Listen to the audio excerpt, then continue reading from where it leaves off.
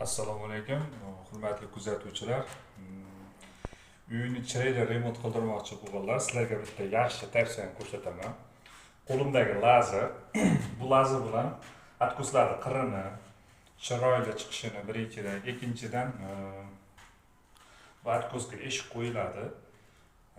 Liniyada chiqishini zo'r yo'lini ko'rsataman. Lazerga qilish kerak birinchidan. Agar lazerga qiladigan bo'lsangiz, eshiklarimiz urvenda bo'lsa ochilib yopilishi juda yengil, chiroyli bo'ladi. Eshigingiz hech qanaqangi zarar yetmaydi. Hozir sizlarga men 3 ta, 4 ta uchagimizni ko'rsataman. Ishimizga garantiya, chiroyli ish qilishimizni sizlarga ko'rsatmoqchiman. Mana biz lazerlarimizni qo'yib oldik. Mana bu lazerni ko'ryapsizlar, liniyada atkusimiz qirda turibdi. Agar lazerimiz qiyshiq bo'lganda, bu lazerimiz devorning narigi tomoniga o'tib ketish kerak edi. Lazerimiz to'ppa-to'g'ri qo'yilgan.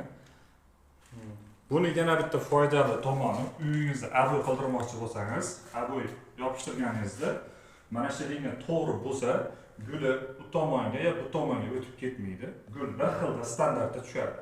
Mana bemalol ko'rishlaringiz mumkin. Eshik qo'yganingizda ham eshik to'g'ri liniyada bo'ladi. 1 yil, 2 yildan keyin eshik ochilib yopilishi qiyin bo'lib qolmaydi. Yana bittasini ko'rsataman sizlarga. Lazerimizni ikkinchi eshigimizga ham qo'ydik. Holatlarini bemalol ko'rishlaringiz mumkin. Lazer liniyaga qo'yilgan. Atkuslarimiz to'ppa-to'g'ri.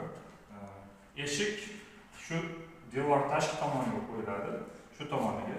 Shuning uchun urvenda bo'lishi shart. Keyin bu tomoniga eshik nachkalar qo'yiladi. Shuning uchun ham bir foydali. Bu tomoniga ham xuddi shunday bo'ladi. Shuning uchun bu yerga abo'y yopishtirganingizda, hozirgi aytganimdek, abo'yimiz bu tomonga o'tib ketmaydi. Urvenda chiroyli bo'lib yopishtirib, sizlarga yana bittasini ko'rsatib qo'yaman. Hurmatli kuzatuvchilar, yana sizlarga bir chiroyli narsani ko'rsatmoqchiman.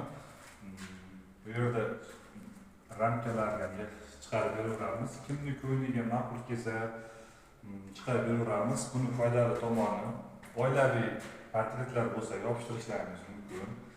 Yana kimdir ko'nglida Ka'batullohni yasatmoqchi bo'lsa, bir chiroyli nimalarni yoki bir rasmini yopishtirmoqchi bo'lsa, bemalol ichiga qilish mumkin. Juda chiroyli chiqadi.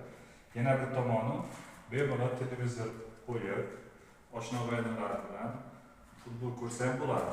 Bu televizor ichkiga xalaqit bermaydi, ichkarida qoladi. Juda chiroyli manzara bilan chiqarib beradi.